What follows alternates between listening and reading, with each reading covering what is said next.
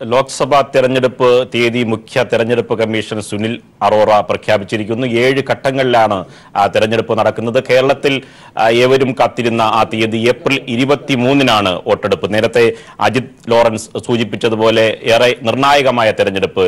രാജ്യം ഒരു ഉത്സവത്തിലേക്ക്, ഒരു മാസം ഉത്സവത്തിലേക്ക് നീണ്ടു നിൽക്കുന്ന ഒരു തെരഞ്ഞെടുപ്പ് പോരാട്ടം രാജ്യം ഉറ്റുനോക്കുകയാണ്. അതായത് ജനദ്രോഹ സർക്കാരിനെതിരെയുള്ള വിലയിരുത്തൽ.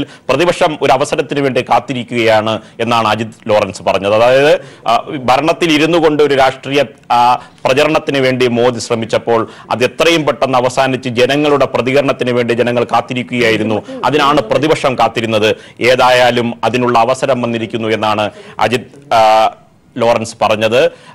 ഈ അജിത് ലോറൻസ് പറഞ്ഞ നിർണായകമായ ഈ നിരീക്ഷണത്തിന്റെ അടിസ്ഥാനത്തിൽ രാജ്യം ആ തരത്തിൽ ഈ മോദി സർക്കാർ ഭരണഘടനാ സ്ഥാപനങ്ങളെ ആകെ വെല്ലുവിളിക്കുന്ന ഒരു സർക്കാർ, CBI അതുപോലെ തന്നെ ജുഡീഷ്യറിയൊക്കെ തന്നെ വെല്ലുവിളിക്കുന്ന ഒരു സർക്കാർ, ആ ആശങ്കയിൽ നിന്ന് രാജ്യം രക്ഷപ്പെടാൻ, അതിജീവിക്കാൻ ഒരു വലിയ അവസരം തെരഞ്ഞെടുപ്പ് പ്രഖ്യാപിച്ചിരിക്കുന്നു. ആ തരത്തിലുള്ള നിരീക്ഷണത്തിനോട് അജയ്കുമാർ എങ്ങനെയാണ്? തീർച്ചയായിട്ടും രാജ്യം ആശങ്കയിലായിരുന്നു. കാരണം ആശങ്ക തെരഞ്ഞെടുപ്പ് കമ്മീഷനോടല്ല, ആശങ്ക ഈ നരേന്ദ്രമോദി എന്ന പ്രധാനമന്ത്രിയും അദ്ദേഹത്തിൻ്റെ ഏകാധിപത്യ പ്രവണതയും, അതിലൂടെ രാജ്യത്തിനല്ല ഇന്റർനാഷണൽ കമ്മ്യൂണിറ്റിക്ക് ചെയ്യേണ്ട ആശങ്കയുണ്ടായിരുന്നു. കാരണം കഴിഞ്ഞ നമ്മുടെ സ്വതന്ത്ര ഭാരതത്തിൻ്റെ 72 വർഷത്തെ ചരിത്രത്തിൽ ഇത്രയധികം ഈ ഭരണഘടനാ സ്ഥാപനങ്ങളെയും ഈവൻ മിലിറ്ററിയെ, നമ്മുടെ രാജ്യത്തിൻ്റെ സുരക്ഷാ സംവിധാനത്തെ ഒക്കെ വെല്ലുവിളികളാക്കുകയും അതിനെയൊക്കെ ദുരുപയോഗം ചെയ്തൊരു ഒരു പ്രധാനമന്ത്രി ഇതിനു മുമ്പ് ആരും ഉണ്ടായിട്ടില്ല. അപ്പോൾ ഈ 5 വർഷം രാജ്യം അദ്ദേഹം എന്താണ് ചെയ്തത്? കാരണം എന്ന് പറഞ്ഞാൽ കോർപ്പറേറ്റുകൾക്ക് വേണ്ടി, അംബാനി അഡാനിയെ പോലുള്ളവർക്ക് വേണ്ടി മാത്രം പ്രവർത്തിച്ച ഒരു ഗവൺമെൻറ് എന്ന രീതിയിലാണ്. കാരണം പോകുന്നിടത്തിൽ അവരെ കൊണ്ടുപോവുക, അവർക്ക് വേണ്ടി കോൺട്രാക്റ്റ് പിടിക്കുക എന്നൊരവസ്ഥയിലൊക്കെ രാജ്യങ്ങളിൽ ഈ കാര്യങ്ങൾ പോയിക്കൊണ്ടിരിക്കുകയായിരുന്നു. അപ്പോൾ എന്തായിരിക്കും ഭാരതത്തിൽ തെരഞ്ഞെടുപ്പ്, ഇനി തെരഞ്ഞെടുപ്പ് ഉണ്ടാകുമോ എന്നുള്ള ആശങ്ക കഴിഞ്ഞ 2 വർഷമായിട്ട് ജനങ്ങളുടെ ഇടയിൽ വളരെ ശക്തിപ്പെട്ടു വരുമായിരുന്നു. പ്രത്യേകിച്ചും ഇൻ്റർനാഷണൽ മീഡിയ ആ രീതിയിൽ വാർത്തകൾ നൽകുകയും, അപ്പോൾ ആ രീതിയിൽ കാരണം മോഡിയുടെ ഒരു ഏകാധിപത്യ പ്രവണതയാണ്. പക്ഷേ ഇപ്പോൾ അദ്ദേഹം ഈ പറഞ്ഞ പുൽവാമ സംഭവത്തിന് ശേഷം എടുത്ത നടപടികൾ തെറ്റാണെന്നും അതിനകത്ത് ചെറിയ, കാരണം ഇതിനെക്കുറിച്ച് തന്നെ വളരെ ദുരൂഹതയുണ്ട് എല്ലാവരും പറഞ്ഞ മാതിരി. പക്ഷേ ഇപ്പം സംഭവിച്ചിരിക്കുന്നതെന്ന് പറഞ്ഞാൽ അവിടെ ചുവടുവയ്പ് പിഴച്ചു. കാരണം മൊത്തത്തിൽ നടത്തിയത് മൊത്തത്തിൽ ദുരുപയോഗം നടത്തി. കാരണം നിഷ്പക്ഷമതികളായ സ്വതന്ത്രമായി ചിന്തിക്കുന്ന ആളുകൾക്ക് സഹിച്ചില്ല. ഒരു വിഭാഗം സംഘപരിവാർ പ്രവർത്തകരെ അവരുടെ ആവേശോന്മുഖരെ ആക്കുന്നതിലുപരി സ്വതന്ത്രമായി ചിന്തിക്കുന്ന ഇന്ത്യയിലെ ജനാധിപത്യ വിശ്വാസികൾക്കും അതുപോലെ തന്നെ ഇന്റർനാഷണൽ മീഡിയയും ഇക്കാര്യത്തിൽ സംശയം, ദുരൂഹതയുണ്ട് എന്നുള്ള കാര്യത്തിൽ. കാരണം അവർ ഓരോ ക്ലെയിമിലും ഗവൺമെന്റ്, കാരണം എന്ന് പറഞ്ഞാൽ മറ്റൊരു ഗവൺമെന്റിനെ കുറിച്ച് സംശയം ഉണ്ടായിട്ടില്ല. കാരണം മറ്റൊരു ഗവൺമെന്റ് ഇതിനു മുമ്പ്, അത് കോൺഗ്രസ് ഗവൺമെന്റ് ആയാലും മറ്റേ UPA ഗവൺമെന്റ് ആയാലും BJP ഗവൺമെന്റ് ആയാലും ജനതാ ഗവൺമെന്റ് ആയാലും ഈ പല വ്യത്യസ്തമായ ഗവൺമെന്റുകൾ നമ്മുടെ രാജ്യത്തുണ്ടായിട്ടുണ്ട്. പക്ഷെ ഒരു ഗവൺമെന്റിനെതിരെയും ഇത്ര സംശയത്തോടെ കാണുന്ന ഒരു പ്രവണതയില്ല. അപ്പോൾ ഭാരതത്തെ സംബന്ധിച്ച് തെരഞ്ഞെടുപ്പ് 90 കോടി ജനങ്ങൾ വോട്ടർമാരുള്ള തെരഞ്ഞെടുപ്പാണ്. ഈ 90 കോടി ജനം ലോകത്തെ യൂറോപ്പിലും അമേരിക്കയിലും നോർത്ത് അമേരിക്കയും സൗത്ത് അമേരിക്കയും ചേർത്ത ജനസംഖ്യ മൊത്തം വന്നാൽ ഈ 90 കോടി വരുന്നില്ല. അപ്പോൾ അത്ര അധികം ആളുകൾ ഒരു പോളിംഗ് ബൂത്തിലോട്ട് പോകുന്ന ഒരു എക്സസൈസ്, ആ എക്സസൈസിന് സഫീഷ്യൻ്റായ സമയം വേണം. നമ്മളൊക്കെ പ്രതീക്ഷിച്ചതും അനൗദ്യോഗികമായി ഈ പറഞ്ഞ മാർച്ച് 4-ന് ഇലക്ഷൻ ഡിക്ലെയർ ചെയ്യുമെന്നുള്ള വിവരം ഉണ്ടായിരുന്നു ഇലക്ഷൻ കമ്മീഷൻ. പ്രത്യേകിച്ചും ഞാനൊക്കെ 10-30 വർഷം ഡൽഹിയിലാണ്, പേഴ്സണൽ കോൺടാക്റ്റിലൊക്കെ അങ്ങനെ ഇൻഫർമേഷൻ 4-ാം തീയതി മാർച്ച് 4-ന് കഴിഞ്ഞ തിങ്കളാഴ്ച ഡിക്ലെയർ ചെയ്തിരിക്കുന്നു എന്നൊരു രീതി ഉണ്ടായിരുന്നു. പക്ഷെ അതിപ്പം നമ്മളിപ്പം ഇത്രയും ലേറ്റായി. പക്ഷേ ഈ 6 ദിവസത്തെ ലേറ്റ് ഡിക്ലെയർ ചെയ്യാൻ വേണ്ടി അവർ പ്രിപ്പയർ ആയിരിക്കുന്ന ആ ഒരു പ്രധാനമാണ്. കാരണം ഈ 6 ദിവസങ്ങളായിട്ട് നരേന്ദ്രമോദി ഓരോ പ്രദേശത്തും പോയി തറക്കല്ലിടുകയും ഉദ്ഘാടന മാമാങ്കങ്ങളും സർക്കാർ ചെലവിൽ നടത്തുകയും മീഡിയയിലൊക്കെ തന്നെ വലിയ പരസ്യങ്ങളാണ് വിവിധ ഗവൺമെന്റ് പ്രോജക്റ്റുകളെ കുറിച്ച്. അപ്പോൾ ഇതൊക്കെ നടത്തി മാക്സിമം ഉപയോഗിച്ചു. അദ്ദേഹത്തിന് ചെയ്യാൻ കഴിയുന്ന രീതിയിൽ ഒക്കെ ചെയ്തെങ്കിൽ പോലും ഇപ്പോൾ ഇലക്ഷൻ കമ്മീഷൻ ഇലക്ഷൻ ഡിക്ലെയർ ചെയ്തിരിക്കുന്നു. ഒരു ആശങ്ക ഇലക്ഷൻ നേരത്തെ തന്നെ പറഞ്ഞിരുന്നു, ഇലക്ഷൻ ഷെഡ്യൂളിൽ മാറ്റമില്ല, അല്ലെങ്കിൽ പുൽവാമയിലൊക്കെ സിറ്റുവേഷനിൽ രാജ്യത്ത് ആഭ്യന്തര അടിയന്തര ദിവസം പ്രഖ്യാപിക്കുമോ എന്നൊക്കെയുള്ള കാര്യത്തിൽ സംശയങ്ങൾ മൊത്തത്തിൽ നിലനിർന്ന ഒരു സാഹചര്യം ഉണ്ടായിരുന്നു. പക്ഷേ അത് എന്തായാലും ഇലക്ഷൻ ഡിക്ലെയർ ചെയ്തു. ഇനി സ്വതന്ത്രമായ ഒരു ഇലക്ഷൻ നടക്കാൻ വേണ്ടി ഉള്ള ഒരു സിറ്റുവേഷൻ സാഹചര്യം സൃഷ്ടിക്കുക. കാരണം 9 റൗണ്ടിലായിരുന്നു കഴിഞ്ഞ പ്രാവശ്യം ഇലക്ഷൻ നടന്നത്. ഇപ്പോൾ അത് 7 റൗണ്ടായി ചുരുങ്ങിയിട്ടുണ്ട്. അതുപോലെ ജമ്മു ആൻഡ് കാശ്മീരിലെ 5 റൗണ്ടിലാണ് തെരഞ്ഞെടുപ്പ് നടക്കുന്നത്. അതിപ്പോൾ എങ്ങനെയാണ് എനിക്ക് തോന്നുന്നത് 3 കോൺസ്റ്റിറ്റ്യുവൻസിയാണുള്ളത്, ജമ്മു കാശ്മീരും ബാരാമുള്ള ഉധംപൂർ ആൻഡ് ശ്രീനഗർ. അപ്പോൾ ഇവിടെയുള്ള തെരഞ്ഞെടുപ്പ് 5 ഘട്ടമാകുമ്പോൾ ഒരു കോൺസ്റ്റിറ്റ്യുവൻസി എന്ന് സ്പ്ലിറ്റ് ആവുന്നതെന്ന് സംശയമുണ്ട്. അതിൻ്റെ കൃത്യമായിട്ട് എൻ്റെ വിവരം വരേണ്ടിയിരിക്കുന്നു. എന്തായാലും തെരഞ്ഞെടുപ്പ് നടക്കുന്നു. രാജ്യത്തെ വലിയൊരു ഉത്സവമാണ്. ജനങ്ങൾ മൊത്തത്തിൽ ആഹ്ലാദമാണ്. ജനാധിപത്യ വിശ്വാസികൾ ഇതിനെ വളരെയധികം സ്വാഗതം ചെയ്യുന്നു. തെരഞ്ഞെടുപ്പിനെ നമ്മളെ വളരെയധികം ഇത് കാണുന്നുണ്ട്. തെരഞ്ഞെടുപ്പ് ചൂട്, അപ്പം നമ്മുടെ കാലാവസ്ഥയുടെ ചൂടിനോടൊപ്പം തെരഞ്ഞെടുപ്പ് ചൂട് പിടിക്കുന്ന ഒരു സാഹചര്യം ആണ്. ഉമർ, വ്യക്തമാണ്. അതായത് തെരഞ്ഞെടുപ്പ് ചൂടിലേക്ക് രാജ്യം പോവുകയാണ്. വലിയൊരു നിരീക്ഷണമുണ്ട്. അതായത് ഭരണഘടനാ സ്ഥാപനങ്ങളെ വെല്ലുവിളിക്കുന്ന ഒരു സർക്കാർ. എന്തൊക്കെയാണ് സംഘപരിവാർ ശക്തികൾ പ്രചരണം നടത്തുക എന്ന് ഒരു എത്തും പിടിയില്ല. ഒരു ജനാധിപത്യ സർക്കാർ, ഒരു ജനാധിപത്യ രാഷ്ട്രീയ പ്രസ്ഥാനം പ്രവർത്തിക്കുന്നത് പോലെയല്ല കഴിഞ്ഞ 5 വർഷക്കാലം മോദി സർക്കാർ പ്രവർത്തിച്ചത്. ഈ അദാനിക്കും വൻകിട കുത്തക മുതലാളികൾക്കും വേണ്ടി രാജ്യത്തെ പകുതിയിലധികം സമ്പത്ത് ഒരു വിഭാഗത്തിലേക്ക് മാത്രം കേന്ദ്രീകരിക്കുക. അങ്ങനെ രാജ്യം ജനാധിപത്യത്തെ ആകെ വെല്ലുവിളിക്കുന്ന ഒരു സർക്കാർ ഒരു ഘട്ടത്തിൽ നേരത്തെ നിങ്ങളൊക്കെ സൂചിപ്പിച്ചതുപോലെ വലിയൊരു ആശ്വാസം തോന്നുന്ന ഒരു ദിവസമാണ്. ഇതിനൊരു അറുതി വരുത്താൻ ജനത്തിന് അവസരം കിട്ടിയ ദിവസം. അത് ഈ സമീപകാലത്തൊന്നും ഒരു തെരഞ്ഞെടുപ്പിനെ ജനാധിപത്യ രാജ്യത്തെ ജനങ്ങൾ ഇത്ര കൗതുകത്തോടെ എന്ന് അത് പ്രഖ്യാപിക്കും, എന്ന് അതിന് അവസരം കിട്ടുമെന്ന് കാത്തിരുന്ന ഒരു ദിവസം ഉണ്ടാകില്ല. ഈ ഒരു പശ്ചാത്തലത്തിൽ ലാൽകുമാർ ഇതെങ്ങനെ വിലയിരുത്തുന്നു? ഇന്ത്യൻ ജനതയെ സംബന്ധിച്ചിടത്തോളം ഇന്ത്യൻ ജനതയ്ക്ക് കിട്ടിയ ഏറ്റവും വലിയൊരു അവസരമാണ്. ബിക്കോസ് അവർ നേരിട്ട ബുദ്ധിമുട്ടുകൾ, ഡിമോണിറ്റൈസേഷൻ, GST, അല്ലെങ്കിൽ കർഷക ആത്മഹത്യകൾ, ഇതെല്ലാം കൂടെ ആൾക്കാരിലേക്ക് ഉണ്ടാക്കിയ ബുദ്ധിമുട്ട് അത് അവർ പ്രതികരിക്കുക തന്നെ ചെയ്യും. അത് ഇവൻ നമ്മുടെ നാട്ടിൽ കുറച്ച് പേര് പറയുന്നുണ്ട്, ഇവിടെ ശബരിമലയാണ് ഇവിടെ വർക്കാകാൻ പോകുന്നത്, അല്ലെങ്കിൽ ശബരിമലയിൽ എല്ലാവരും വോട്ട് ചെയ്യാൻ പോവാണ്. ഇതൊന്നും അല്ല ഇവിടെ നടക്കാൻ പോകുന്നത്. അടിസ്ഥാനപരമായി മനുഷ്യൻ നേരിടുന്ന പ്രശ്നങ്ങൾ, ആ പ്രശ്നങ്ങൾക്ക് പ്രതിഷേധം തന്നെയായിരിക്കും. അത് ഉറപ്പായിട്ടും ആന്റി മോഡി വികാരമായി തന്നെ വരും. അതിനനുസരിച്ച് തന്നെ വോട്ട് പോകുന്നു. അപ്പം ഇവർ പറയുന്ന രീതിയിൽ വരുന്നതെങ്കിൽ ഡിമോണിറ്റൈസേഷനോ അല്ലെങ്കിൽ GST ഒക്കെ വളരെ നന്നായിട്ട് ഹിന്ദുത്വമാണ് ഇവിടെ വർക്കാകാൻ പോകുന്നതെങ്കിൽ ഇവർക്ക് മധ്യപ്രദേശ് തൂക്കുമായിരുന്നു, രാജസ്ഥാൻ തൂക്കുമായിരുന്നു, ഗുജറാത്തിൽ പോലും കഷ്ടിച്ചാണ്. നമ്മൾ നെക്ക് ടു നെക്ക് ഫൈറ്റ് നമ്മളവിടെ കണ്ടു. അപ്പം ഹിന്ദുത്വ എന്ന് പറഞ്ഞ കാർഡ് മനുഷ്യന്റെ പ്രശ്നങ്ങളെക്കാട്ടിലും വലുതല്ല എന്നുള്ള കാര്യത്തിലൊരു സംശയം. ഒരു പൊതുവികാരം അഴിച്ചുവിടാൻ പലപ്പോഴും നടക്കും. പിന്നെ 2014 മോഡിജി അധികാരത്തിൽ വരുമ്പം നമ്മൾ കണ്ടൊരു കാര്യം എന്നാ, അതിന് മുമ്പുണ്ടായിരുന്ന കോൺഗ്രസ് ഗവൺമെന്റിനെ കുറിച്ച് ഒരുപാട് പ്രതിഷേധങ്ങൾ, ഒരു കറപ്ഷൻ എന്ന് പറഞ്ഞാൽ അത് കംപ്ലീറ്റ് കറപ്ഷൻ എന്ന് പറയുന്ന ഒരു ആശയം നമ്മുടെ മുന്നിലേക്ക് വരികയും അതിനകത്തും എനിക്ക് ഒരുപാട് കൺസേൺസ് ഒക്കെ ഉണ്ട്. പക്ഷേ കറപ്റ്റഡ് ആയിരുന്നു, ഒരു നല്ല പരിധി വരെ കറപ്ഷൻസ് ഉണ്ടായിരുന്നുള്ളതാണ് സത്യം. അതിന് ഒരു റേ ഓഫ് ഹോപ്പ്, ഒരു വലിയ പ്രത്യാശ കൊടുക്കുകയാണ് പൊതുസമൂഹത്തിന് കൊടുത്തത്. എന്നുവെച്ചാൽ നമ്മൾ പഴയ പറയത്തില്ലേ, ആന കൊടുത്താലും ആശ കൊടുക്കരുതെന്ന് പറയുന്നത് പോലെ ആ ആശ വിൽക്കുക, ഒരു സമൂഹത്തിന് വിൽക്കുക എന്ന് പറഞ്ഞു കഴിഞ്ഞാൽ അതൊരു വാങ്ങിക്കും. അത് അദ്ദേഹത്തിന് കൃത്യമായിട്ട് മനസ്സിലാവുകയും ഞാൻ വന്നു കഴിഞ്ഞാൽ ഈ 60 മാസം കൊണ്ട് ഈ ലോകത്തെ അല്ലെങ്കിൽ ഇന്ത്യയെ മാറ്റാൻ പോകുന്നു, നിങ്ങൾ 60 വർഷം കോൺഗ്രസിന് കൊടുത്തില്ല, ഇങ്ങനെയുള്ള സ്ലോഗൻസ്, അങ്ങനെയുള്ള സ്ലോഗൻസ് ആൾക്കാർക്ക് പെട്ടെന്ന് അന്ന് അദ്ദേഹത്തിന് കൊടുത്തേക്കാം എന്നുള്ളൊരു കാര്യമാണ് ജനങ്ങൾ ചെയ്തത്. പക്ഷേ ഈ 60 മാസം കൊണ്ട് അദ്ദേഹം ചെയ്തത് ഇന്ത്യ 60 വർഷത്തിൽ നിന്ന് പുറകോട്ട് വലിച്ചു എന്നുള്ളതാണ് സത്യം. കാര്യം ഇന്ത്യ എന്തിന് നിലകൊണ്ടിരുന്നു എന്നുള്ള ആ ആശയങ്ങളെ എല്ലാം റദ്ദാക്കി, ജനാധിപത്യ മൂല്യങ്ങളെ എല്ലാം റദ്ദാക്കി, പ്രതിപക്ഷ ബഹുമാനം ഇല്ലാത്തൊരവസ്ഥയിൽ നേരത്തെ അജയ് സാർ പറഞ്ഞ പോലെ ഈ ജനാധിപത്യത്തിലെ ഇൻസ്റ്റിറ്റ്യൂഷനുകളെ എല്ലാം റദ്ദാക്കി. ഇങ്ങനെയുള്ളൊരു ഇതാണ് വന്നുകൊണ്ടിരിക്കുന്നത്. അത് ഹിന്ദുത്വവും അല്ലെങ്കിൽ എല്ലാ ഫാസിസ്റ്റ് ശക്തികളും എല്ലാ കാലത്തും ചെയ്യുന്നതാണ്. ഏത് ഫാസിസ്റ്റ് ശക്തികളും എന്ത് ടൂൾ കിട്ടിയാലും അവർ ഉപയോഗിക്കും. അവരെ സംബന്ധിച്ചിടത്തോളം അയോധ്യ ഒരു ടൂളാകാം, ഡിമോണിറ്റൈസേഷൻ ഒരു ടൂളാകാം, കറപ്ഷൻ ഒരു ടൂളാകാം. എന്നുവെച്ചാൽ അവർ എപ്പോഴും പ്രവർത്തിക്കുന്ന രീതി അതാണ്. നമ്മൾ വിചാരിക്കും ഇത് ഇവർക്ക് ഉപയോഗപ്പെടുത്തില്ല. ഒന്ന് ആലോചിക്കും, ഈ യുദ്ധം എന്ന് പറയുന്നത്, ഞാൻ അടിയുറച്ച് വിശ്വസിക്കുന്നത് പാകിസ്ഥാനെതിരെ അഗ്രഷൻ ഉണ്ടാകുകയും നമ്മൾ അവിടെ അറ്റാക്ക് ചെയ്തും തന്നെ വിശ്വസിക്കാനാണ് ഞാൻ ആഗ്രഹിക്കുന്നത്. പക്ഷെ എന്നാൽ പോലും അതിനെ ഒരു തെരഞ്ഞെടുപ്പ് ഉപകരണമാക്കി മാറ്റാൻ ഒരു കക്ഷിക്ക് എങ്ങനെ കഴിയുക? ആ കക്ഷിക്ക് കഴിയുമെന്ന് പറഞ്ഞാൽ അത് ഫാസിസത്തിന്റെ പ്രത്യേകമായ ഒരു രീതിയാണ്. അതെപ്പോഴും ഫാസിസം അങ്ങനെയാണ് വർക്ക് ചെയ്യുന്നത്. അപ്പൊ അത് മനസ്സിലാക്കാൻ ജനങ്ങൾക്ക് ബോധ്യമുണ്ട്. ജനങ്ങൾക്ക് ബോധ്യമില്ല എന്നുള്ള തെറ്റിദ്ധാരണയാണ് ഇവർക്കുള്ളത്.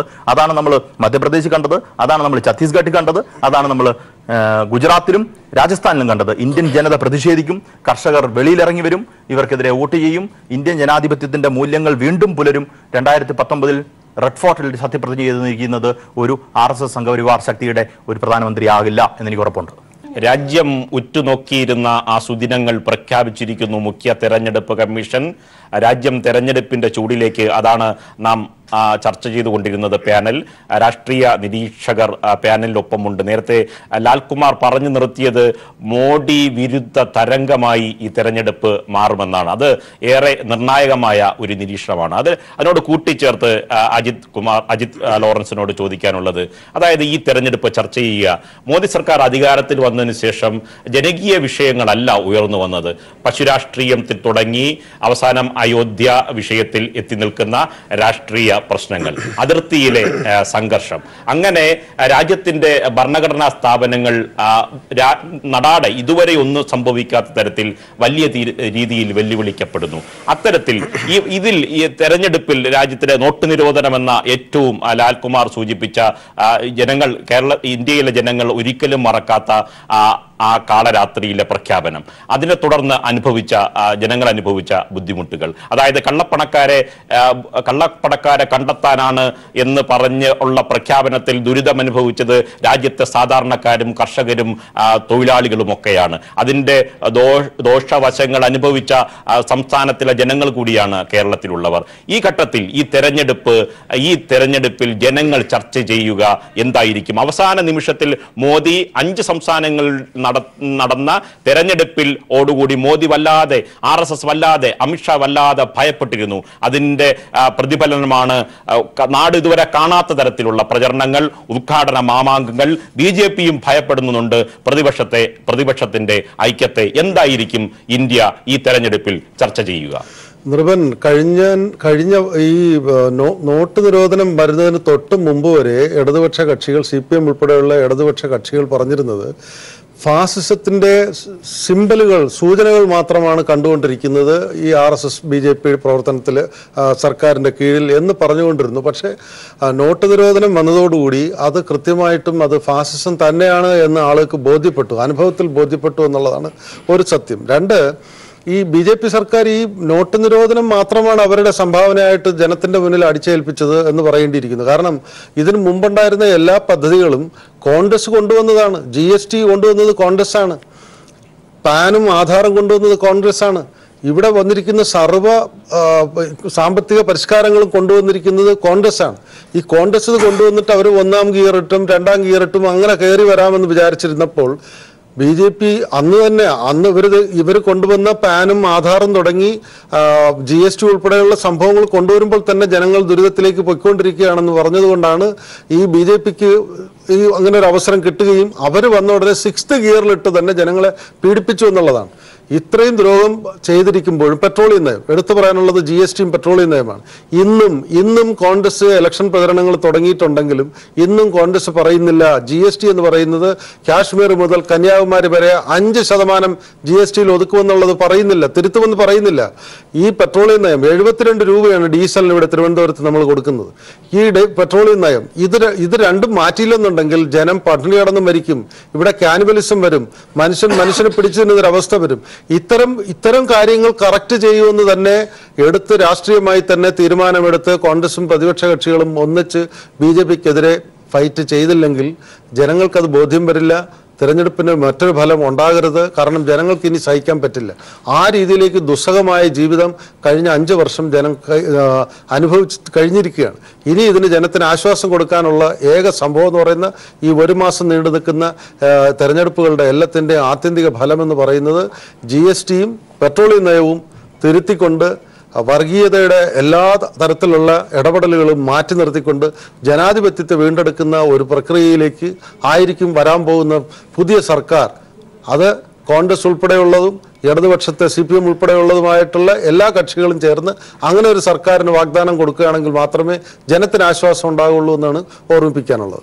അജിത് ലോറൻസിന്റെ വലിയ ഒരു നിരീക്ഷണമാണ് നടത്തിയത്. അതായത് ഈ തെരഞ്ഞെടുപ്പിൽ എന്തൊക്കെ ചർച്ച ചെയ്യുമെന്നാണ്. ഒരു സർക്കാരിനെതിരെ എന്തൊക്കെ കാര്യങ്ങളാണ് ഉയർന്നു വരുന്നത്? പെട്രോളിയം ഉൽപ്പന്നങ്ങളുടെ വില സംബന്ധിച്ച് ജനങ്ങൾ അനുഭവിക്കുന്ന ദുരിതം ചർച്ച ചെയ്തുകൊണ്ടിരിക്കുമ്പോഴാണ് GSTയുടെ വിഷയം വരുന്നത്. അതുപോലെ തന്നെയാണ് പശുരാഷ്ട്രീയത്തിൽ ഉയർത്തിയ രാജ്യത്ത് ആകെ നടക്കുന്ന വർഗീയ സംഘർഷങ്ങൾ വരുന്നത്. അങ്ങനെ ഒന്നിന് പുറകെ ഒന്നായി രാജ്യത്തിലെ ജനങ്ങൾ ചർച്ച ചെയ്യേണ്ട വിഷയങ്ങൾ വലിയ സംഘർഷങ്ങളിലേക്ക് വിഷയങ്ങൾ മാറിപ്പോയിക്കൊണ്ടിരിക്കുന്നു. അപ്പോൾ ആ അവസരത്തിലാണ് ആ ചോദ്യം പ്രസക്തമാകുന്നത്.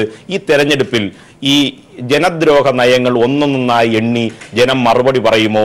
ഈ തെരഞ്ഞെടുപ്പിൽ പ്രതിപക്ഷത്തിന് അല്ലെങ്കിൽ ഈ ഭരണകൂടത്തെ പരാജയപ്പെടുത്തേണ്ടത് ജനാധിപത്യത്തിന്റെ ആവശ്യകതയാണ് എന്ന് ഉയർത്തിപ്പിടിക്കാൻ ആദ്യം ഉന്നയിക്കുന്ന വിഷയങ്ങൾ എന്തായിരിക്കും എന്നാണ് അജയ്കുമാർ വിലയിരുത്തുന്നത്? തീർച്ചയായിട്ടും വളരെ ഇവർ രണ്ടുപേരും ലാലും അജിത് ലോറൻസും പറഞ്ഞ ഒബ്സർവേഷൻസ് പൂർണ്ണമായും എല്ലാം ശരിയാണ്. അതോടൊപ്പം ഈ രാജ്യത്ത് ഈ സംഭവിക്കാൻ പോകുന്ന നരേന്ദ്രമോദി എന്ന അപകടത്തെ നമ്മൾ ഇനിയും കുറച്ച് കാണാൻ പറ്റില്ല, ഇലക്ഷൻ ഡിക്ലെയർ ചെയ്തു എന്നുള്ളത് കൊണ്ട് തന്നെ. കാരണം ആദ്യമായി എനിക്ക് സൂചിപ്പിക്കാനുള്ളത് കഴിഞ്ഞ ഇലക്ഷൻ 2014 ഇലക്ഷനിൽ ഇപ്പോൾ ഇവിടെ UPA ഗവൺമെൻറ് ആയിരുന്നു, മൻമോഹൻ സിംഗ് പ്രധാനമന്ത്രിയായിട്ടില്ല. അപ്പോൾ ആ ഇത്രയും അഴിമതി നടത്തിയെന്ന അവരും മറ്റ് പല പ്രതിപക്ഷ കക്ഷികളും ആരോപിച്ച ആ ഗവൺമെൻറ് കഴിഞ്ഞ ഇലക്ഷൻ തെരഞ്ഞെടുപ്പിൽ ചിലവാക്കിയ എത്രയോ ഇരട്ടി പൈസ ഈ കഴിഞ്ഞ ഇലക്ഷൻ തന്നെ നരേന്ദ്രമോദി ചിലവാക്കി. അപ്പം അധികാരമില്ലാത്ത ഒരു നരേന്ദ്രമോദിക്ക്, കേവലം ഗുജറാത്തിലെ മുഖ്യമന്ത്രിയായിരുന്ന നരേന്ദ്രമോദി ഇത്രയധികം പണം ദുരുപയോഗം ചെയ്യാൻ കഴിഞ്ഞെങ്കിൽ, അല്ലെങ്കിൽ പണാധിപത്യം, പണം ഉപയോഗിച്ചും മറ്റ് അവരുടെ കയ്യിൽ പ്രത്യേകിച്ച് ഈ പറഞ്ഞ സംഘപരിവാർ എന്ന് പറഞ്ഞ ഒരു എന്താണ് പറഞ്ഞ ഒരു യുണൈറ്റഡ് ആയിട്ട് വലിയൊരു ഫോഴ്സ് ഉണ്ട്.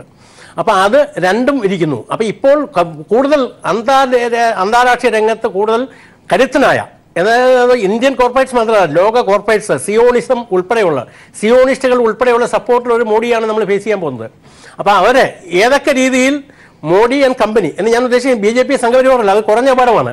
അതിലും വലിയ അപകടമാണ് ഈ കോർപ്പറേറ്റും സിയോണിസ്റ്റ് എന്ന് പറഞ്ഞാൽ അതിനകത്ത് എന്ന് പറഞ്ഞാൽ ഇന്റർനാഷണൽ അവർ വളരെ അധികാരം, ലോകത്തെ അധികാരം പിടിച്ചെടുക്കാൻ വേണ്ടി വലിയ ശക്തി ഉപയോഗിക്കാൻ വേണ്ടി പണത്തിൻ്റെ ആധിപത്യം ഉപയോഗിക്കുന്ന ഒരു സംഭവമാണ്. അപ്പം അമേരിക്കൻ ഗവൺമെൻറ് തന്നെ അവരെ ഇപ്പം ട്രംപ് ഒന്നുകൂടി അവരുടെ പിടിയിലായി കഴിഞ്ഞു.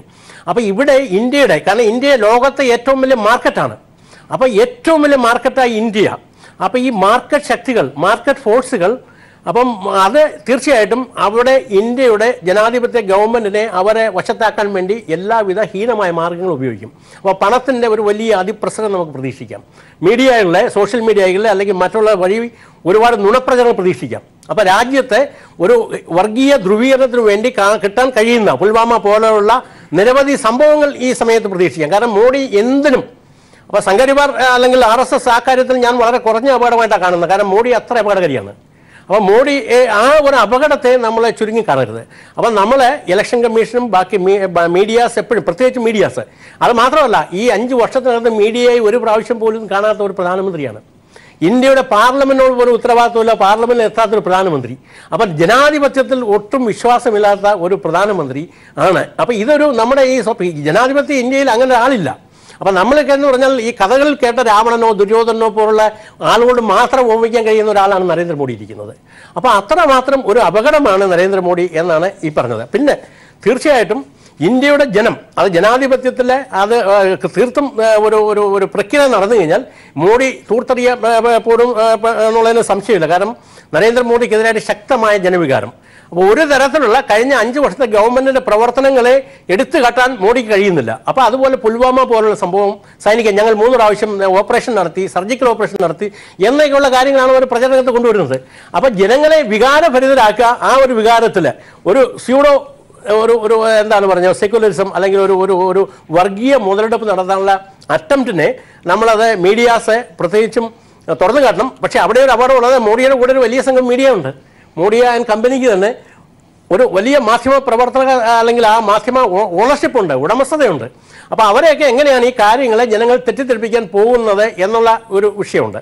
ഇപ്പോഴൊക്കെ പലരും ന്യൂട്രലൈസ് ചെയ്തിരിക്കുന്ന മീഡിയകൾ, പ്രിന്റ് മീഡിയയും ഇലക്ട്രോണിക് മീഡിയയൊക്കെ അവരെടുക്കാൻ പോകുന്ന നിലപാടുകൾ അത് വളരെ ഞാനത് കുറച്ച് സംശയത്തോടെ കാണുന്നത്. കാരണം എന്ന് പറഞ്ഞാൽ ആ സാധ്യത, അപ്പം ഈ മാധ്യമങ്ങൾ ഒരിക്കലും സ്വതന്ത്രമല്ല. കാരണം മുതലാളിത്ത വ്യവസ്ഥയ്ക്ക് അടിമയാണ് മാധ്യമങ്ങളും. അപ്പോൾ അവരുടെ ഇക്കാര്യത്തിലുള്ള അപ്രോച്ച് വളരെ നിർണായകമാണ്. അജയകുമാർ, വ്യക്തമാണ്. മോഡി എന്ന അപകടത്തെ, ഈ വെല്ലുവിളിയെ സംബന്ധിച്ച് നാം ചർച്ച ചെയ്തു. ആ വെല്ലുവിളിയെ എങ്ങനെ നേരിടും, എങ്ങനെയാണ് തെരഞ്ഞെടുപ്പിൽ പ്രതിപക്ഷം ഐക്യത്തോടെ നിന്ന് നേരിടും എന്ന കാര്യമാണ് അടുത്ത് നാം ചർച്ച ചെയ്യേണ്ടത്. ഇന്ത്യയിൽ തെരഞ്ഞെടുപ്പ് പ്രഖ്യാപിച്ചിരിക്കുന്നു. കേരളത്തിൽ ഏപ്രിൽ 23-നാണ് വോട്ടെടുപ്പ്. ഈ ഘട്ടത്തിൽ രാജ്യത്ത് ജനദ്രോഹ സർക്കാരിനെതിരെയുള്ള പോരാട്ടമായി ഈ തെരഞ്ഞെടുപ്പ് പ്രതിപക്ഷ കക്ഷികളുടെ ഐക്യനിരയായി മാറും എന്നാണ് പാനൽ ഇത്ര സമയം ചർച്ച ചെയ്തത്. ഏറ്റവും നിർണായകമായ കാര്യം, ഈ മോദിക്കെതിരെ, ഈ മോദി ഉണ്ടാക്കി വച്ചിട്ടുള്ള ഈ വ്യാപകമായ വ്യാജ പ്രചരണങ്ങളെ നേരിടാൻ എങ്ങനെ കഴിയും. അതിന് നേരത്തെ അജിത് ലോറൻസ് പറഞ്ഞ ഒരു കാര്യം കൂടി കൂട്ടി വായിക്കണം. ഇതിന് ബദൽ പറയുന്ന കോൺഗ്രസ് എങ്ങനെ ബദലാകും എന്ന കാര്യം കൂടി നിർണായകമാണ്. അതായത് കോൺഗ്രസ് തുടങ്ങി വച്ച പല നയങ്ങളും ആ നയങ്ങളുടെ തുടർച്ചയെ ബഹുദൂരം മുന്നോട്ട് കൊണ്ടുപോയി എന്ന ഒരു കാര്യമാണ് BJP സർക്കാർ ചെയ്തത് എന്ന കാര്യവും വസ്തുതയാണ്. ആ ഘട്ടത്തിൽ ഈ പ്രതിപക്ഷത്തിന്റെ ഐക്യം എങ്ങനെ ശക്തിപ്പെടുത്തണം, കോൺഗ്രസിനെ എങ്ങനെ വിശ്വസിക്കാൻ കഴിയും? ഈ നയങ്ങളിൽ നിന്ന് തെല്ലും വ്യത്യസ്തമല്ല കോൺഗ്രസിന്റെ സാമ്പത്തിക നയങ്ങൾ. അതിൽ എങ്ങനെ ഇടതുപക്ഷത്തിന് നിർണായകമായി ഒന്നാം UPA സർക്കാരിന്റെ കാര്യം ജനങ്ങൾക്ക് ബോധ്യമാണ്, ജനകീയ സർക്കാരാണ്, അതിനെ പുറത്തുനിന്ന് നിയന്ത്രിച്ച CPM-ന് മുൻതൂക്കമുള്ള ഒരു ഐക്യ നിര രാജ്യത്ത് ശക്തിപ്പെടുത്തിപ്പെട്ട് വരേണ്ടതിന്റെ ആവശ്യകത കൂടി ഈ ഘട്ടത്തിൽ നാം ചർച്ച ചെയ്യണം. അതിനെ സംബന്ധിച്ച് ലാൽകുമാർ എങ്ങനെയാണ് ഈ പ്രതിപക്ഷത്തിന്റെ ഐക്യനിര ശക്തിപ്പെടുത്താൻ, അതിൽ കോൺഗ്രസിന്റെ നയങ്ങൾ എങ്ങനെ കോൺഗ്രസ് ഒന്നുകിൽ നയം തിരുത്തണം, ഈ നയങ്ങൾ തന്നെ തുടരുന്ന കോൺഗ്രസിനെ എങ്ങനെ പ്രതിപക്ഷത്തെ നയിക്കാൻ കഴിയും, എങ്ങനെ ജനങ്ങൾ അംഗീകരിക്കും? കോൺഗ്രസിന്റെ കാര്യത്തിൽ എനിക്ക് വളരെ ആശങ്കയുണ്ട്. കാരണം ഡൽഹിയുമായിട്ട് ബന്ധപ്പെട്ട് അരവിന്ദ് കെജ്രിവാളുമായിട്ട് ഒരു കൺസെൻസസിൽ എത്താൻ അവർക്ക് കഴിഞ്ഞില്ല. കാര്യം അരവിന്ദ് കെജ്രിവാൾക്ക് അവിടെ ഒരു കോൺഗ്രസുമായിട്ടൊരു അലയൻസ് വേണമെന്നും അതിന് ഇവർ നിന്ന് കൊടുക്കാതിരിക്കുക ചെയ്തു. ഇന്ന് അരവിന്ദ് കെജ്രിവാൾ പറഞ്ഞത് യാതൊരു കാരണവശാലും മോഡി വിരുദ്ധ വോട്ടുകൾ സ്പ്ലിറ്റ് ചെയ്ത് പോകാതിരിക്കുകയും ഞങ്ങൾക്ക് തന്നെ വോട്ട് ചെയ്യണം എന്ന് പറയുന്ന ഒരു സാഹചര്യത്തിലേക്ക് വന്നു. എന്നുവെച്ചാൽ പ്രതിപക്ഷത്തിന് 7 സീറ്റ് മറ്റുണ്ടെന്നാണ് ഞാൻ മനസ്സിലാക്കുന്നത് ഡൽഹിയിൽ. 7. അപ്പോൾ 7 സീറ്റ് അവിടെ മോഡിക്ക് അപ്പർ ഹാൻഡ് വരത്തക്ക രീതിയിൽ അങ്ങനെ ഒരു സാഹചര്യം ഉണ്ടാകാതിരിക്കാൻ ഐക്യം പ്രതിപക്ഷത്ത് അവിടെ കോൺഗ്രസും AAP കൊണ്ട് നിൽക്കുക എന്നുള്ളതായിരുന്നു. അത് കോൺഗ്രസ് ചെയ്യാനുള്ള മാന്യത കാണിച്ചില്ല. ഷീലാ ദീക്ഷിത്തിന്റെ ഇൻവോൾവ്മെന്റ് ആണ് അതിനുള്ളതെന്നുള്ള വാർത്തകൾ വരുന്നുണ്ട്. എത്രമാത്രം ശരിയാണെന്ന് അറിയത്തില്ല. അതിന്റെ ആന്തരികമായ കാര്യങ്ങൾ അറിയാൻ വയ്യാത്തതുകൊണ്ട് ഞാൻ അതിനെക്കുറിച്ച് കോൺഗ്രസ് പാഠം പഠിക്കുന്നില്ല എന്നുള്ളതാണ്. ശരി. കാരണം 7 സീറ്റുണ്ട് അവിടെ. 3 സീറ്റ് കോൺഗ്രസിനും 3 സീറ്റ് ആം ആദ്മി പാർട്ടിയും 1 സീറ്റ് ശത്രുഘ്നൻ സിൻഹ പോലുള്ള ആരെങ്കിലും കോമൺ ആയിട്ട് കാൻഡിഡേറ്റിനെ കൊടുക്കാമെന്ന പ്രപ്പോസല് കേജ്രിവാൾ വെച്ചിരുന്നു. അപ്പോൾ അവിടെ അത് ഷീലാ ദീക്ഷിത്താണ് അതിനകത്ത് തുരങ്കം വെച്ച കാര്യം വളരെ ശരിയാണ്. കാരണം എന്ന് പറഞ്ഞാൽ മോഡി അതിനുവേണ്ടി ഇപ്പോഴും പ്രവർത്തിച്ചുകൊണ്ടിരിക്കുന്നു. രാഹുൽ ഗാന്ധിക്ക് താല്പര്യമുണ്ട്. പക്ഷേ അവിടുത്തെ ലോക്കൽ പ്രാദേശിക നേതൃത്വം അവിടെ ഈ അസംബ്ലി തെരഞ്ഞെടുപ്പോട് വരുമ്പോൾ അപ്പോൾ ഇപ്പോൾ അവിടുത്തെ സിറ്റുവേഷൻ എന്ന് പറഞ്ഞാൽ അവിടെ ആം ആദ്മി പാർട്ടി ഇത് രണ്ടിനും ഇടയ്ക്ക് വിട്ടിരിക്കുക. മോഡി വോട്ടുകൾ മോഡിക്കും, മോഡി വിരുദ്ധ വോട്ടുകൾ കോൺഗ്രസിനും ലഭിക്കുകയും ആം ആദ്മി പാർട്ടിക്ക് വളരെ തെരഞ്ഞെടുപ്പിൽ ഇടിവ് പറ്റും എന്നുള്ള കാര്യം സംശയമില്ല. പക്ഷേ എങ്കിൽ പോലും തീർച്ചയായിട്ടും കോൺഗ്രസ് ലാൽ പറഞ്ഞ മാതിരി BJP വിരുദ്ധ വോട്ടുകൾ വിഘടിക്കാതെ അതിനെ ഒന്നിച്ച് കൊണ്ടുവരാനുള്ള ശ്രമം നടത്തണമെന്നുള്ള കാര്യത്തിലൊക്കെ വളരെ ഇപ്പം അതിനുവേണ്ടി അവിടുത്തെ ചാർജുള്ള ഡൽഹിയുടെ ചാർജുള്ള PC ചാക്കുവാണ്. അപ്പോൾ അദ്ദേഹം അതിനുവേണ്ടി ശ്രമിച്ചുകൊണ്ടിരിക്കുന്നു. അത് മിക്കവാറും നടക്കാനുള്ള സാധ്യത അതെങ്ങനെ തന്നെയാണ് നിൽക്കുന്നത്. ഇപ്പം കേജ്രിവാളിന് വളരെ താല്പര്യമുണ്ട്. കാരണം അല്ലെങ്കിൽ വളരെ പുറകോട്ട് പോകാം പാർട്ടി തന്നെ എന്ന് പറഞ്ഞു. അപ്പോൾ ഇപ്പം ഞാൻ പറഞ്ഞു വന്നത് ഷീലാ ദീക്ഷിത് സമ്മതിക്കുന്നില്ല എന്ന് പറഞ്ഞു. രാഹുൽ ഗാന്ധി ലാസ്റ്റ് സ്റ്റേറ്റ്മെന്റ് ഇല്ല, അവർ തന്നെ മത്സരിക്കും എന്നുള്ളതാണ് പറഞ്ഞു വെച്ചിരിക്കുന്നത്. അത് തന്നെ UP-യിലും ഏതാണ്ട് വന്നിരിക്കുന്നത്. UP-യിൽ വർഷങ്ങളായിട്ട് അമേഠിയിലും റായ്ബറേലിയിലും നിൽക്കുന്ന കോൺഗ്രസ് കാൻഡിഡേറ്റ് ആണ്. അവിടെ SP-യും BSP-യും കാൻഡിഡേറ്റിനെ നിർത്താറില്ല. അങ്ങനെയാണ് ഒരു സാധാരണ ഇറ്റ്സ് എ പ്രാക്ടീസ്. അതുപോലെ അവരത് മാറ്റിയിട്ടിരിക്കുന്നു. അവിടെയും ഒരു അലയൻസ് കൊണ്ടുവരാൻ അത് ഇച്ചിരി കോൺഗ്രസിന്റെ അല്ല, കുറച്ച് BSP-യുടെയും SP-യുടെയും കയ്യിലും തെറ്റുണ്ട്. അവരത് ഐക്യമായിട്ട് വന്നില്ല എന്നുള്ളതാണ്. ഇപ്പം രാജസ്ഥാനിലേക്ക് വരുമ്പോൾ എല്ലാ സീറ്റുകളിലും ഒരു മത്സരിക്കാൻ പോകുമെന്ന് പറയുന്നു. BSP SP ഒന്നും അവിടെ ഇൻക്ലൂഡ് ചെയ്യാൻ ശ്രമിക്കുന്നില്ല. അങ്ങനെ ആരാണ് ഇനീഷ്യേറ്റീവ് എടുക്കേണ്ടത്? ആർക്കാണ് കൂടുതൽ ഇതിനകത്ത് സ്റ്റേക്ക് ഉള്ളതെന്നുള്ള ഒരു ചോദ്യം ചോദിച്ചാൽ യഥാർത്ഥത്തിൽ ഇത് കോൺഗ്രസിനാണ്. കോൺഗ്രസിനെ സംബന്ധിച്ചിടത്തോളം കോൺഗ്രസ് 44ലേക്ക് ചുരുങ്ങിപ്പോയ ഒരു പാർട്ടിയാണ് കഴിഞ്ഞ 2014 ഇലക്ഷൻ. അപ്പൊ 44-ൽ നിന്ന് ഒരു 100+ നമ്പറിലേക്ക് വന്നില്ല എങ്കിൽ അതിന്റെ അസ്തിത്വത്തെ ബാധിക്കുന്ന കാര്യമാണ്. അപ്പൊ അതിനുവേണ്ടി എന്തൊരു കോംപ്രമൈസും ചെയ്യാം. ഇപ്പൊ ഇവർ പ്രധാനമന്ത്രിയാകാൻ ശ്രമിക്കുന്നു. അതൊന്നും അല്ല ഇപ്പം കോൺഗ്രസിനെ സംബന്ധിച്ചിടത്തോളം വേണ്ടത്. കോൺഗ്രസിനെ സംബന്ധിച്ചിടത്തോളം പാർട്ടി എന്ന് പറയുന്ന ഒരു സ്ട്രക്ചറിലേക്ക് തിരിച്ചു വരാനുള്ള ശ്രമമാണ് ആദ്യം നടത്തേണ്ടത്. അത് കഴിഞ്ഞ് വേണമെങ്കിൽ നമുക്ക് പ്രധാനമന്ത്രിയൊക്കെ ആകുന്ന സ്വപ്നം കാണാം. അത് അല്ല, ഭാരതത്തിൽ റെഡ് ഫോർട്ട് ഇന്ന് സത്യപ്രതിജ്ഞ ചെയ്യുന്നതും ഇതൊക്കെ പതാകയൊക്കെ ഉയർത്തുന്നതൊക്കെ പിന്നെ നമുക്ക് ആലോചിക്കാം. പക്ഷെ ഇപ്പൊ അവർ ചെയ്യേണ്ട ആദ്യത്തെ കാര്യം പ്രതിപക്ഷത്തെ എല്ലാം ഒരുമിച്ച് കൊണ്ടുവന്ന് ആന്റി മോഡി വികാരം കൊണ്ടുവരികയും അതിന്റെ കൂട്ടത്തിൽ you should find out an equation two defeat Modi. നമുക്ക് ആ മധ്യപ്രദേശ് ഇലക്ഷനും ഛത്തീസ്ഗഡ് ഇലക്ഷനും ഒക്കെ എങ്ങനെ മോഡിയെ തോപ്പിക്കാം എന്നുള്ള ഒരു ഇക്വേഷൻ കിട്ടിയായിരുന്നു. അത് കോൺഗ്രസ് ജയിക്കുകയല്ല, പ്രതിപക്ഷം എല്ലാം കൂടെ ചേർന്ന് നിന്ന് എങ്ങനെ BJP-യെ തോപ്പിക്കുക, അതാണ് ആദ്യം വേണ്ടത്. അമിത്ഷാ മോഡി കൂട്ടുകെട്ട് എന്തും ചെയ്യും എന്നുള്ള കാര്യത്തിൽ ഒരു സംശയമില്ല. അതിനകത്ത് ഏറ്റവും വലിയ ഉദാഹരണം എനിക്കൊന്ന് ഒരു 2 മാസം മുമ്പാന്ന് തോന്നുന്നു അദ്ദേഹം പറഞ്ഞത് ക്യാമ്പയിൻ റിഗ്രസ് ആയിട്ട് നടത്തുക, അതിന് സത്യത്തിനും അസത്യത്തിനൊന്നും പ്രസക്തിയില്ല. അത് പോസ്റ്റ് ട്രൂത്ത് വേൾഡിൽ എല്ലാം ടൂളാക്കി വെക്കുന്ന ഒരു പ്രയോഗം ഫാസിസത്തിനുണ്ട്. അതാണ് അവിടെ നടക്കുന്നത്. അപ്പം നമ്മൾ സത്യത്തെ അസത്യത്തെയും നമ്മൾ ഒരുപോലെ സത്യം കൊണ്ട് നേരിടേണ്ട ഒരു സാഹചര്യം വന്നിട്ടുണ്ട്. നമുക്ക് അസത്യം പറയാൻ പറ്റില്ല, നമ്മൾ സാധാരണ അതിൽ അസത്യം പറയാറുമില്ല. അപ്പം അങ്ങനെ നിൽക്കുമ്പം ഇവർ രണ്ടിനെയും കൂടെ നമുക്ക് സത്യം കൊണ്ട് കൗണ്ടർ ചെയ്യാനുള്ള സാഹചര്യം വരുമ്പോൾ നമ്മൾ കൂടുതൽ ആൾക്കാരെ കൂട്ടത്തിൽ നിർത്തണം. ആ കൂടുതൽ ആൾക്കാരെ കൂട്ടത്തിൽ നിർത്താൻ കോൺഗ്രസ് സന്നദ്ധമല്ല എങ്കിൽ കാര്യങ്ങൾ കഴിഞ്ഞു. ഇപ്പം ബംഗാളിൽ ഞാൻ മനസ്സിലാക്കുന്നിടത്തോളം CPIM-ഉം കോൺഗ്രസും തമ്മിൽ സഹകരിക്കുന്നു എന്നൊക്കെ പറയും. നമ്മളിവിടെ അങ്ങോട്ടും ഇങ്ങോട്ടും ഫൈറ്റ് ഒക്കെ ചെയ്യുന്നു. കാര്യം ഇവിടെ BJP-ക്ക് പ്രത്യേകിച്ച് ഒന്നും നേടാൻ പറ്റില്ലെന്നുള്ള കാര്യം നമുക്ക് എല്ലാവർക്കും അറിയാം. അതുകൊണ്ട് തന്നെയാണ് ഇവിടെ ഫൈറ്റ് നടക്കുന്നത്. And that should happen. ഡെമോക്രസിയിൽ എപ്പോഴും നടക്കുന്നത് അങ്ങനെ തന്നെയാണ്. പക്ഷെ ബംഗാളിൽ എങ്ങനെയൊക്കെ ഈ പറയുന്ന BJP-ക്ക് നേട്ടം ഉണ്ടാക്കി കൊടുക്കാതിരിക്കാൻ, അല്ലെ മമതയാണെങ്കിലും പണ്ട് BJP കൂട്ടത്തിൽ നിന്ന ഒരാളാണ്, അതെ വാജ്പേയിയുടെ മന്ത്രിസഭയിൽ ഉണ്ടായിരുന്ന ഒരാളാണ്. അപ്പൊ അവരെ ഒഴിവാക്കാൻ പറ്റുമോ എന്നുള്ളത് കോൺഗ്രസും CPM കൂടെ ശ്രമിക്കുന്നു. അങ്ങനെ ശ്രമിച്ച് ഒരു കൺസെൻസസിലേക്ക് എത്താതെ വരികയാണെങ്കിൽ ഒരു സംശയവുമില്ല, കോൺഗ്രസ് വീണ്ടും ഈ പറഞ്ഞ 44 എന്നുള്ളത് കൂടുന്നു തന്നെ വിശ്വസിക്കുന്നു. പക്ഷേ 100 നമ്പർ 100 എന്ന് പറയുന്ന 3 ഡിജിറ്റ് മാജിക് നമ്പർ കോൺഗ്രസ് ഈ പ്രാവശ്യം കടന്നു പോയില്ല എങ്കിൽ ഇന്ത്യൻ ജനാധിപത്യത്തിൽ കോൺഗ്രസ് എന്ന് പറയുന്ന പാർട്ടി 1885 WC ബാനർജിയും ഹ്യൂമും ഒക്കെ ഉണ്ടാക്കിയ പാർട്ടി വെറുതെ അറബിക്കടലിൽ മുങ്ങിപ്പോവും. അപ്പം കോംപ്രമൈസ് ചെയ്ത് 100+ എത്തുക. വരുന്ന ദിവസങ്ങൾ ഇത് തീരാൻ പോവല്ലോ, ജനാധിപത്യം മുന്നോട്ട് പോകാനുള്ളൂ. അപ്പം വരുന്ന ദിവസങ്ങളിൽ നമുക്ക് അധികാരം പിടിക്കാൻ നോക്കാം. അതെ എനിക്ക് തോന്നുന്നു. ലാൽകുമാർ, അതിനോടൊപ്പം കൂട്ടി വായിക്കേണ്ട പ്രധാന കാര്യം അജിത് ലോറൻസ്, ഈ ഘട്ടത്തിൽ ഈ ഐക്യം, പ്രതിപക്ഷത്തിന്റെ ഐക്യം വരുമ്പോൾ നേരത്തെ തന്നെ നമ്മൾ പറഞ്ഞതാണ് നയത്തിന്റെ, കോൺഗ്രസ് പിന്തുടരുന്ന ജനദ്രോഹ നയത്തിന്റെ കാര്യം. ഒന്നാം UPA സർക്കാരിന്റെ കാര്യം ഞാൻ നേരത്തെ സൂചിപ്പിച്ചതാണ്. ഈ ഘട്ടത്തിലാണ് CPM ഉയർത്തിപ്പിടിക്കുന്ന രാഷ്ട്രീയം, ഇടതുപക്ഷം ഉയർത്തിപ്പിടിക്കുന്ന രാഷ്ട്രീയം പ്രസക്തമാകുന്നത്. എന്തിന് ഇടതുപക്ഷത്തെ തിരഞ്ഞെടുക്കണം? ഇടതുപക്ഷത്തിന്റെ നിർണായകമായ പാർലമെന്റിന്റെ സ്വാധീനം ഒന്നാം UPA സർക്കാരിൽ നാം കണ്ടതാണ്. കോൺഗ്രസിന്റെ ജനവിരുദ്ധ നയങ്ങളെ തിരുത്താൻ ഇടതുപക്ഷത്തിന്റെ ശക്തി വർദ്ധിപ്പിക്കണം. അതാണ് കേരളത്തിലെ തെരഞ്ഞെടുപ്പിനെ പ്രസക്തമാക്കുന്നത്. ആ പ്രസക്തി ഈ തെരഞ്ഞെടുപ്പിൽ വർദ്ധിച്ചിരിക്കുന്നു. ആ നിരീക്ഷണത്തെ, ആ ഇടതുപക്ഷം ഉയർത്തുന്ന രാഷ്ട്രീയത്തിന് ഈ തെരഞ്ഞെടുപ്പിലെ പ്രസക്തി എന്താണ്? നിർഭൻ, അതിനകത്ത് വളരെ വ്യക്തമാണ് താങ്കളുടെ ചോദ്യം. ഇതിനകത്ത് ഒരു കാര്യം പറയട്ടെ. ഇപ്പോൾ ഈ കഴിഞ്ഞ 5 വർഷമായിട്ട് ഇന്ത്യ എന്ന് പറയുന്ന ഈ വലിയ ജനാധിപത്യത്തിന്റെ ഏറ്റവും വലിയ ശക്തി കേന്ദ്രം എന്ന് പറയുന്ന ഇന്ത്യ ഒരു കൂട്ടം ഡക്കോയിറ്റ്സിന്റെ കയ്യിലാണ്. ഒരു കൂട്ടം പിടിച്ചുപറിക്കാരുടെ, കൊലപാതകികളുടെ, എന്ത് നെറികെട്ട പണിയും ചെയ്യാൻ അറപ്പ് മാറിയ ഒരു കൂട്ടരിൽ നിന്നും രക്ഷപ്പെടുത്തുക എന്നുള്ള ഒരു തെരഞ്ഞെടുപ്പ് ഫലമായിരിക്കണം ഇവിടെ ഉണ്ടാകേണ്ടത് എന്നുള്ളതാണ് നമുക്ക് പറയുന്നത്.